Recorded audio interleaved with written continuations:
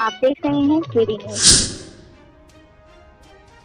जगन्नाथपुरी धाम की धर्म यात्रा के तीसरे दिन आज हम भुवनेश्वर में भगवान शिव को समर्पित लिंगराज मंदिर के बारे में विस्तृत जानकारी देंगे। नमस्कार दर्शकों, मैं कपिल देव शुक्ल और आप देख रहे हैं KD news Sultanpur channel.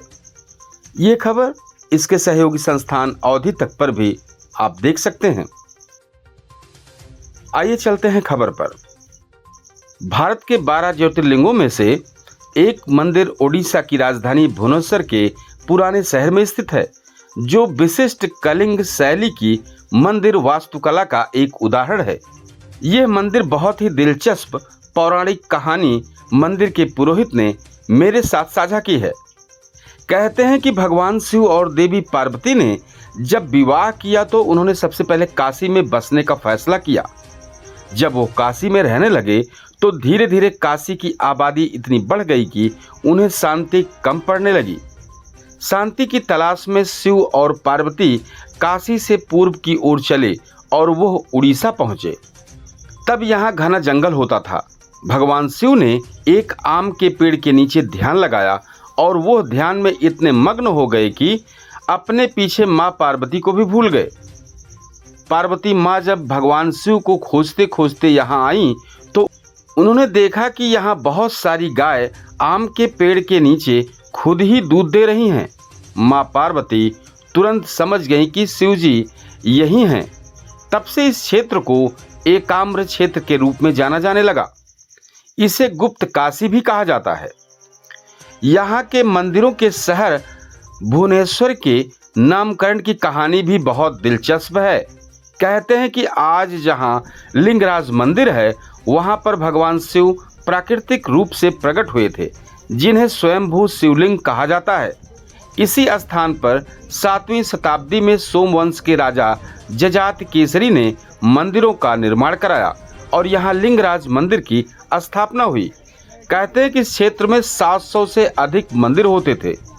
Lingaraj मंदिर एक एकाम्र क्षेत्र में एक शक्ति के केंद्र में रूप में स्थापित सबसे बड़ा मंदिर है, जिसकी परिधि में चारों दिशाओं में लगभग 50 छोटे छोटे मंदिर हैं, जो कि माँ पार्वती को समर्पित हैं।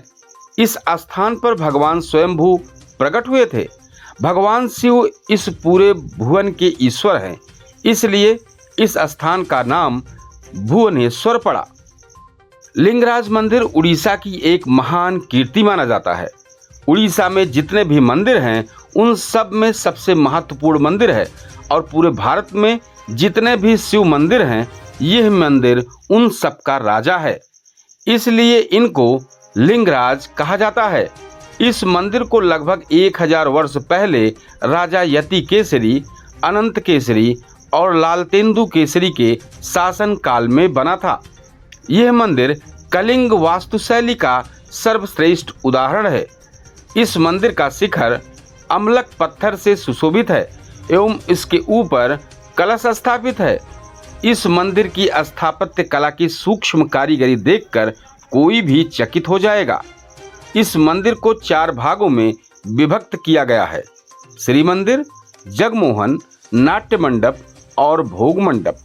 लिंगराज मंदिर के शिखर की ऊंचाई लगभग 520 और चौड़ाई 464 फुट तथा प्राचीर की ऊंचाई 10 फुट से 20 फुट तक होती है। इस प्राचीर के पूर्व, उत्तर और दक्षिण में 3 द्वार है। लिंगराज मंदिर पूर्वोन्मुखी है। इस द्वार को मुख्य द्वार या सिंह द्वार के नाम से जाना जाता है। इस मंदिर के मुख्य द्वार को सिंह द्वार कहते हैं।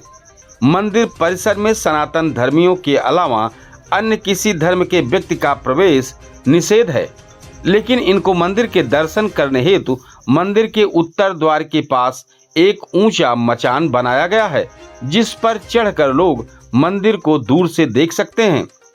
जिस प्रकार पुरी के जगन्नाथ जी की रथ यात्रा होती है, उसी प्रकार लिंगराज मंदिर से भी जुड़ी हुई एक रथ यात्रा निकलती है, जिसे अशोक अष्टमी रथ यात्रा कहते हैं।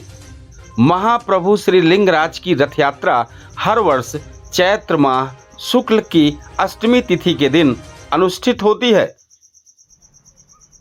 यह रथ यात्रा अशोक अष्टमी रथ यात्रा या रुकड़ा रथ यात्रा के नाम से जानी जाती है। श्री लिंगराज भगवान के रथ की ऊंचाई 35 फुट और चौड़ाई 28 फुट होती है।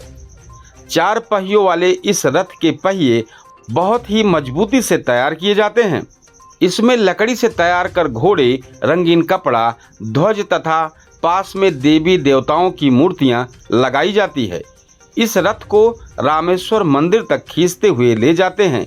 इस अवसर पर पूरे अनुष्ठान के साथ भगवान को मंदिर से बाहर लाया जाता है और शोभा यात्रा निकाली जाती है। यह रथ यात्रा 5 दिनों तक चलती है। रामेश्वर मंदिर पर 4 दिनों तक रहने के बाद श्री लिंगराज महाप्रभु श्री मंदिर पर वापस आते हैं। इस प्रथा को बहुड़ा यात्रा भी कहा जाता है। रुकड़ा रथ में जिस रस्सी का उपयोग किया जाता है वही रस्सी पुरी में होने वाली रथ यात्रा पर माता सुभद्रा के रथ की रस्सी के रूप में इस्तेमाल होती है। यह प्राचीन परंपरा है जिसका पालन आज भी किया जाता है और पुरी की रथ यात्रा पूरी होने के बाद इस रस्सी को वापस लिंगराज मंदिर में लाया जाता है। भुवनेश्वर में स्थित लिंगराज मंदिर की पौराणिक कथाएं जितनी बताई जाए उतनी ही कम है। अब हम अगले रिपोर्ट में यहाँ के नंदन कानन पार्क मतलब चिड़ियाघर के बारे में जानकारी देंगे, जो कई किलोमीटर के जंगल में बसा है। हमारी इस खबर पर अपनी कमेंट राय बॉक्स में जरूर दें। हम अगले रिपोर्ट में फिर आपसे मुलाकात करते हैं। तब तक के लिए जय हिंद, जय जगन्नाथ स्वामी।